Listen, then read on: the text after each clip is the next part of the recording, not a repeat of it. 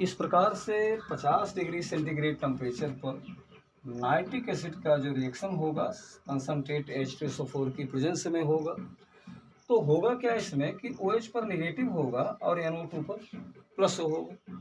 यानी कहने का मतलब कि एक इलेक्ट्रोफाइल देखिए यहाँ पर जनरेट हो रहा है।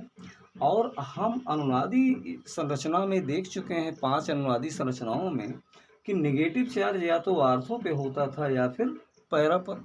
इसलिए या तो NO2 प्लस आर्थो पर जाएगा या फिर पैरा पर। तो कहने का मतलब यहाँ पर जो कंपाउंड बनेंगे इस तरह से, ये Cl NO2 यहाँ पर गया और या तो फिर ये हो सकता है कि ये Cl NO2 यहाँ पर जाए। अब जहाँ भी NO2 जाएगा वहाँ से एक हाइड्रोजन परमाणु को रिमूव करेगा और उस हाइड्रोजन परमाणु को OH माइनस ग्रहण करके क्या बना लेगा, जल बना लेगा। तो इस प्रकार से ये H2O का रिमूवल हुआ। इसका नाम होगा ortho chloro nitrobenzene. Ortho chloro nitrobenzene हुआ।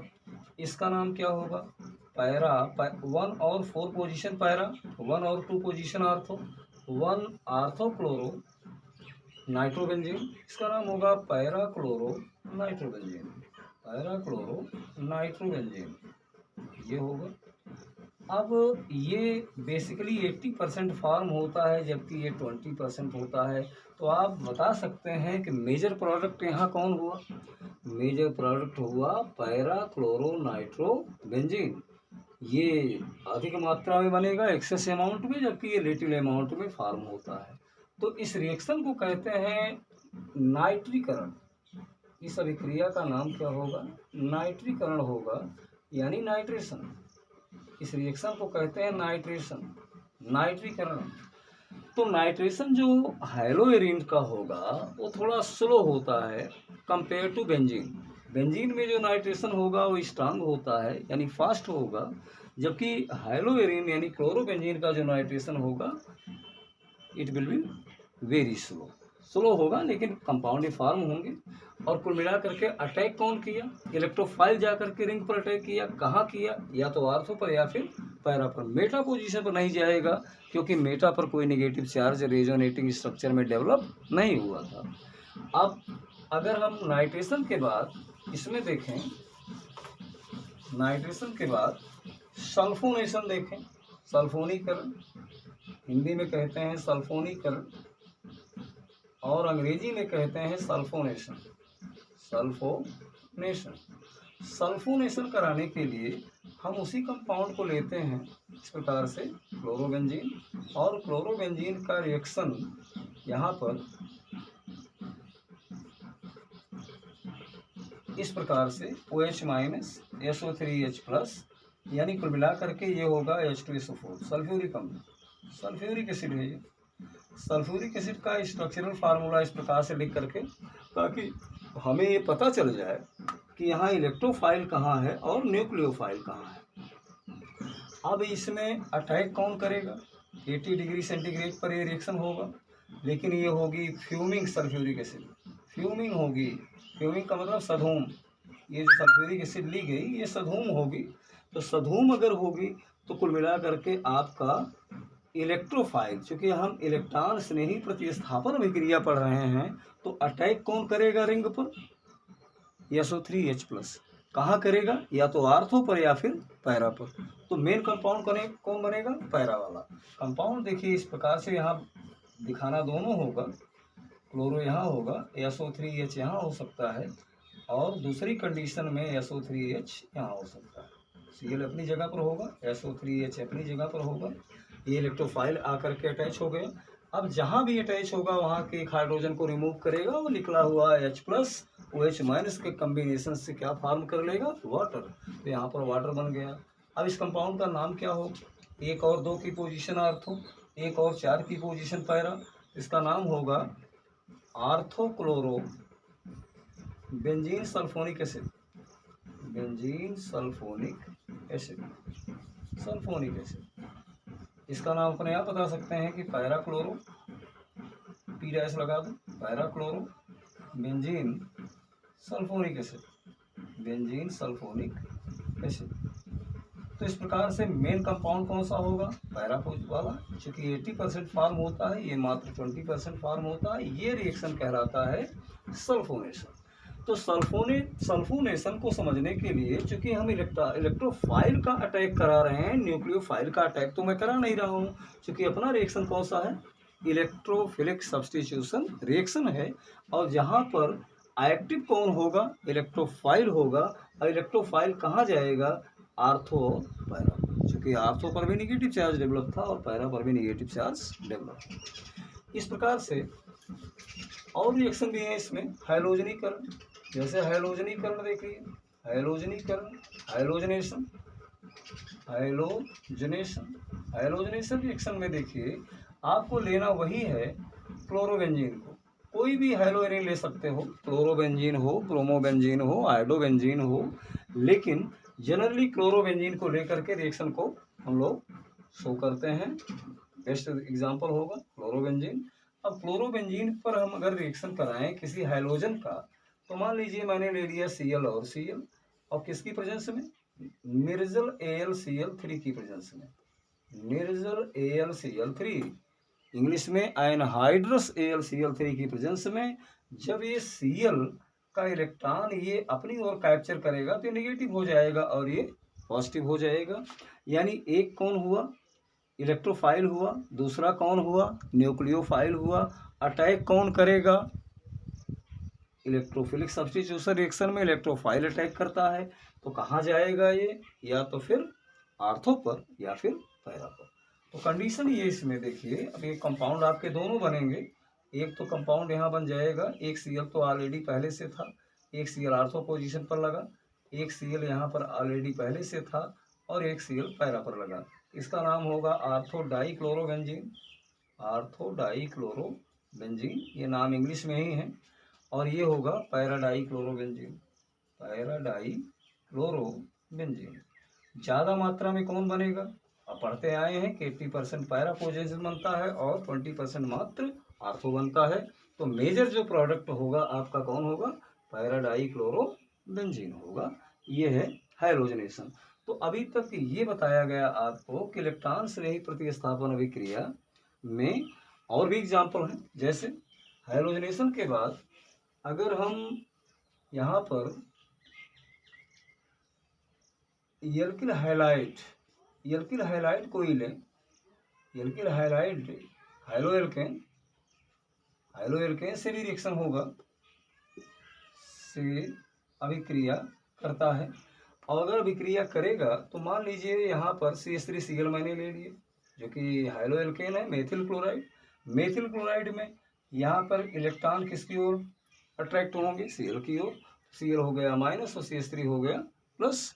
तो इस प्रकार से इस अभिक्रिया में देखिए यहाँ पर ये बन जाएगा, यहाँ पर आ गया CH3 इस प्रकार से, और यहाँ पर भी आ गया CH3। लेकिन याद रखिए जहाँ CH3 अटैच होगा वहाँ का एक हाइड्रोजन रिमूव होगा और निकला हुआ हाइड्रोजन Cl से जुड़ करके क्या बना लेगा, ये Cl। तो नाम इसका क्या होगा, आर्थो क्लोरो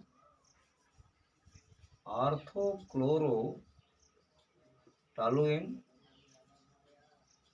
और ये होगा आर्थो क्लोरो पैरा क्लोरो टॉलुएन। इस प्रकार से ये कंपाउंड आपके बन जाएंगे, जो ये एल्किल हैलाइड से भी रिएक्शन होगा इस प्रकार से। इसी प्रकार अब अगला रिएक्शन जो हम लोग बताने इसमें पढ़ेंगे वो होगा reaction due to chlorine atom. पहला रिएक्शन कंप्लीट हुआ, दूसरे रिएक्शन में आ जाइए, reactions due to chlorine atom, chlorine atom, chlorine परमाणु के कारण अभिक्रिया, क्लोरीन परमाणु। चूँकि देख रहे हैं कि ArX में X का मतलब कोई भी हैलोजन हो सकता है। क्लोरीन परमाणु के कारण अभिक्रिया, क्लोरीन परमाणु के कारण जो अभिक्रिया होगी वो एक्चुअली कौन सी होगी, नाभिक स्नेही, नाभिक स्नेही प्रतिस्थापन अभिक्रिया होगी। इसका मतलब ये हुआ कि इसमें अटैकिंग ग्रुप कौन सा होगा, न्यूक्लियोफाइल होगा। न्यूक्लियोफाइल का मतलब जिस पर नेगेटिव चार्ज होता है। उदाहरण के लिए जैसे अगर मान लीजिए हम नाभिक स्नेही प्रतिस्थापन अभिक्रिया, लेकिन मैंने आपको स्टार्टिंग में ही बताया था कि हाइलोएरिन में जो न्यूक्लियोफिलिक सब्स्टिट्यूशन रिएक्शन होगा, इट इज़ वेरी डिफ़िकल्ट, कठिन होता है। कठिन होने का मतलब इसमें CX बंध जो है बताए थे कि प्रबल होता है। प्रबल होने के कारण कि थोड़ा सा ये रिएक्शन बड़ी कठिनाई से होगा, और कठिनाई से अगर होगा तो लेकिन ऐसा ही कि नहीं होगा, 300 डिग्री सेंटीग्रेड टेम्परेचर पर होगा तथा 200 ATM एटमॉस्फेरिक प्रेशर पर होता है। यही है इस कठिनाई का मतलब कि 300 डिग्री सेंटीग्रेड टेम्परेचर होना चाहिए और कम से कम 200 ATM तक प्रेशर होना चाहिए, तब कहीं जा कर के हाइलोएरिन में नाभिक स्नेही प्रतिस्थापन अभिक्रिया यानी न्यूक्लियोफिलिक सब्स्टिट्यूशन रिएक्शन क्लियर हो सकता है। तो देखा जाए कोई एग्जांपल इसका रिएक्शन, जैसे मान लीजिए ये कंपाउंड आपका ये क्लोरोबेंजीन है, और क्लोरोबेंजीन का रिएक्शन अगर हम NaOH आयक्वस से करा दें, आयक्वस का मतलब कि वाटर में डिजॉल्व किया गया NaOH को, तो NaOH में Na+ होता है और OH-, तो यहाँ पर कौन अटैक करेगा, नाभिक स्नेही। अब आप नाभिक स्नेही प्रतिस्थापन अभिक्रिया पढ़ रहे हैं, नाभिक स्नेही, तो नाभिक स्नेही से हमारा मतलब हुआ कि नेगेटिव स्पीसीज जा करके रिंग पर अटैक करेगी। नाभिक स्नेही प्रतिस्थापन अभिक्रिया यही होती है। तो नाभिक स्नेही प्रतिस्थापन अभिक्रिया में आपका OH- अटैक करेगा उस पर, तो कंपाउंड यहाँ पर ये Cl क्लोरीन आइटम यहाँ से रिमूव होना है। प्रतिस्थापन का मतलब होता है कि Cl जाएगा और उसके बदले में कौन आएगा, OH आएगा। तो कंपाउंड यहाँ पर देखिए इस प्रकार से ये OH आ गया, तो OH आने के कारण ये बन गया फिनाल, और वहाँ से Cl गायब हुआ, वो यानी Cl के रूप में बाहर निकल आएगा। तो इस प्रकार से ये रिएक्शन होता है 300 डिग्री सेंटीग्रेड टेम्परेचर और 200 ATM प्रेशर पर होगा, और इसे कहते हैं डॉप्स प्रोसेस। डॉप्स प्रोसेस इस वैज्ञानिक को देने वाला, इस रिएक्शन को देने वाला जो साइंटिस्ट था उसका क्या नाम था, डाव। तो इसलिए इसको कहा जाता है डाव प्रोसेस। डाव प्रक्रम द्वारा हम क्लोरोबेंजीन को चेंज कर देंगे किसमें, फिनाल में। ये अभिक्रिया बेस्ट अभिक्रिया हो गई नाभिक स्नेही प्रतिस्थापन अभिक्रिया का। इसके अलावा भी बहुत सारी अभिक्रियाएं हैं न्यूक्लियोफिलिक सब्स्टिट्यूशन रिएक्शन की। जैसे अगर हमने 2 मॉलिक्यूल ले लिया C6H5Cl का, क्लोरोबेंजीन ले लिया, और इस पे हम क्रिया करा दें 2NH3 से, अमोनिया से, और Cu2O की प्रेजेंस में, और लगभग रेंज वही होगी उच्च दाब और उच्च ताप, high pressure and high temperature पर ये रिएक्शन होंगी। तो यहाँ से कंफर्म है कि क्लोरीन आइटम जाएगा और उसकी जगह पर यहाँ से NH2 समूह जाके यहाँ लग जाएगा, तो कंपाउंड हो जाएगा 2,6,6H5NH2 प्लस वहाँ से 2Cl निकला, ये हो जाएगा क्या, यहाँ से 2HCl, ये कंपाउंड बन गया एनिलीन। देख रहे हैं कि क्लोरोबेंजीन चेंज हो गया किसमें, एनिलीन में चेंज हो गया। इसी प्रकार से बहुत सारे रिएक्शन हैं। आगे हम इसी प्रकार से 2,6,6H5Cl को लेकर के हम इसमें Cu2Cl2 से रिएक्शन करा सकते हैं के ऊपर साइनाइड से, उसी सिचुएशन में, लेकिन यहाँ पर कैटलिस्ट होगा पेरिडीन, उच्च हाई प्रेशर हाई टेम्परेचर तो रहेगा ही। यहाँ पर कंपाउंड बनेगा यहाँ से 2C6H5Cl प्लस 2CuCl, यानी फेनिल साइनाइड बन गया, फेनिल साइनाइड। तो ये सब नेगेटिव पोर्शन हैं जो कहाँ अटैक कर रहे हैं, ना नेगेटिव पोर्शन का मतलब NH2 पर माइनस होता है, Cl पर भी माइनस होता है, तो माइनस वाला पोल जा करके, माइनस वाले पोल को ही हम न्यूक्लियोफाइल्स के नाम से जानते हैं। इसी प्रकार का रिएक्शन अगर हम C6H5Cl ले लें क्लोरोबेंजीन को और NaOCH3 से रिएक्शन करा दें, कॉपर की प्रेजेंस में वही हाई टेम्परेचर हाई प्रेशर होगा। इस कंपाउंड का नाम होगा सोडियम मेथॉक्साइड, यानी ये मेथॉक्सी ग्रुप है। OCH3 कौन सा ग्रुप होगा? मेथॉक्सी ग्रुप है, जिस पर निगेटिव चार्ज होगा, सोडियम पर प्लस होता है, और हमें निगेटिव चार्ज यानी न्यूक्लियोफाइल का अटैक करवाना है, Cl को निकाल देना है। तो कंपाउंड बन जाएगा C6CH5OCH3 प्लस NaCl। प्रतिस्थापन में अब ये कंपाउंड हमारा बन गया एनिसॉल। इस कंपाउंड का नाम याद रखिए, एनिसॉल होता है, और एनिसॉल एक प्रकार का ईथर होता है। यानी O से जो एक तरफ O से मेथिल समूह अटैच है, एक तरफ O से फेनिल समूह अटैच है, इस कंपाउंड का नाम क्या होगा? एनिसॉल होगा। अब हम लोग चलेंगे रासायनिक गुण के अपने अगले रिएक्शन पर, अदर्स रिएक्शन। अदर रिएक्शंस में अन्य अभिक्रियाएं, अदर रिएक्शन में कुछ रिएक्शन बड़े इंपॉर्टेंट होते हैं, जैसे अन्य अभिक्रियाएं में, जिसमें कुछ साइंटिस्टों के नाम के लिए अभिक्रियाएं हैं। जैसे सबसे पहले हम आपको बताने जा रहे हैं वुर्त्ज-फिटिग अभिक्रिया। फिटिग अभिक्रिया, वुर्त्ज-फिटिग रिएक्शन। इस रिएक्शन में क्या होगा? वुर्त्ज-फिटिग रिएक्शन में एक्चुअली कोई भी आपका C6H5Cl कोई हैलोएरिन होगा, सोडियम माइटल से क्रिया करेगा वो, सोडियम माइटल से, और कोई हैलोएल्केन से क्रिया होगी, जैसे मान लो यहाँ पर Cl और ये CH3 हो गया। इस प्रकार से अगर ये आपस में देखा जाए तो यहाँ से देखिए 2NaCl फॉर्म होगा, और ये एक रिएक्शन होता है शुष्क ईथर की प्रेजेंस में। शुष्क ईथर से हमारा मतलब ड्राई ईथर से है। तो इस प्रकार से एक मेथिल क्लोराइड है, मेथिल क्लोराइड क्या है? एक हैलोएल्केन है, और ये क्लोरोबेंजीन क्या है? एक हैलोएरिन है। क्लोरोबेंजीन और मेथिल क्लोराइड यानी एक हैलोएरिन एक हैलोएल्केन को सोडियम से अभिक्रिया कराई गई शुष्क ईथर यानी ड्राई ईथर की प्रेजेंस में। तो यहाँ पर सोडियम दोनों Cl को कैप्चर कर लिया, और ये ग्रुप आपस में अटैच हो गए, और अटैच होने के बाद C6CH5 यहाँ से अटैच होकर के यहाँ से C6CH5 CH3 बन गया, यानी कुल मिला के कंपाउंड बन गया टॉलुएन। इस कंपाउंड को बोलते हैं टॉलुएन, प्लस यहाँ से 2NaCl, सोडियम क्लोराइड फॉर्म हो गए। वुर्त्ज-फिटिग अभिक्रिया के बाद एक अभिक्रिया और होती है जिसको हम केवल फिटिग अभिक्रिया कहते हैं। यहाँ वुर्त्ज हट जाएगा, ओनली फिटिक्स रिएक्शन। फिटिक्स रिएक्शन में क्या होगा? यहाँ पर केवल एक चेंजमेंट होगा। अब यहाँ पर देखिए हम एक और क्लोरोबेंजीन ले लेते हैं C6H5Cl, यानी क्लोरोबेंजीन के कितने मॉलिक्यूल मैंने ले लिया? 2 मॉलिक्यूल ले लिया, और उसको रिएक्शन किससे करवाया? सोडियम माइटल से। किसकी प्रेजेंस में रिएक्शन हुआ? ड्राई ईथर की प्रेजेंस में।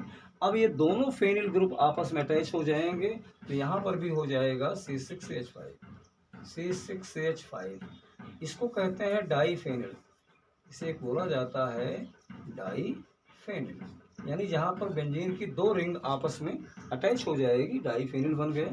तो इस प्रकार से पर्टिकुलर हाइलोएरिन का जब आपस में रिएक्शन हो जाए सोडियम माइटल की प्रेजेंस में, और सोडियम माइटल के द्वारा और ड्राई ईथर की प्रेजेंस में, तो वो रिएक्शन कहलाता है फिटिक्स रिएक्शन।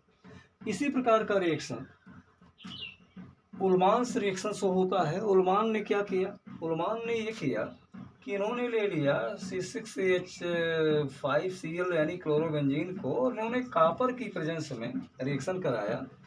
कॉपर की प्रेजेंस में यानी या सोडियम माइटल इन्होंने नहीं लिया, इन्होंने कॉपर माइटल को लिया, और बात वही हुई ड्राई ईथर की प्रेजेंस में यहाँ भी रिएक्शन होगा, और इस प्रकार से ये 2Cu वहाँ से बन जाएगा, और बेंजीन रिंग आपस में दोनों अटैच हो जाएंगी। C6H5 सिंगल बॉन्ड C6H5, ये बनने वाला प्रोडक्ट सेम होगा, डाईफेनिल होगा, और प्लस यहाँ से 2CuCl बन जाएगा।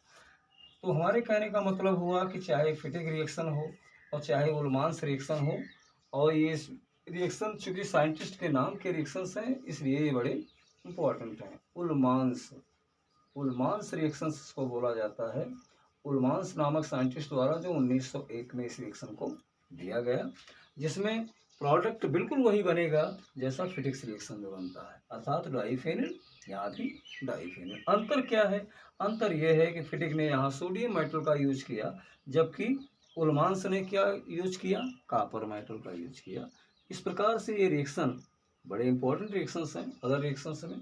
और अदर रिएक्शंस में एक इम्पॉर्टेंट रिएक्शन और भी है इसके अलावा भी, और वो है बहुत काम का रिएक्शन, बहुत ही इम्पॉर्टेंट रिएक्शन। उसमें क्या होता है कि हम CCl3CHO, जिसको ट्राईक्लोरोएसिटिल्डिहाइड या इसको हम क्लोरल के नाम से जानते हैं, इसे चाहे आप क्लोरल कहो अथवा ट्राईक्लोरोएसिटिल्डिहाइड कह लीजिए इसको। इस कंपाउंड पर हम देखिए यहाँ पर क्लोरोबेंजीन ले लिए, जिस पर हाइड्रोजन को मैंने बाहर दिखा दिया, एक किनारे पर Cl हुआ। अब यहाँ पर क्लोरोबेंजीन के हमने 2 मॉलिक्यूल्स ले लिए, क्लोरोबेंजीन के मॉलिक्यूल्स ले लिए गए 2। यहाँ पर आप ये क्लोरोबेंजीन के 2 अणु, क्लोरोबेंजीन के 2 अणु हैं, 2 मॉलिक्यूल्स हैं इसके क्लोरोबेंजीन के।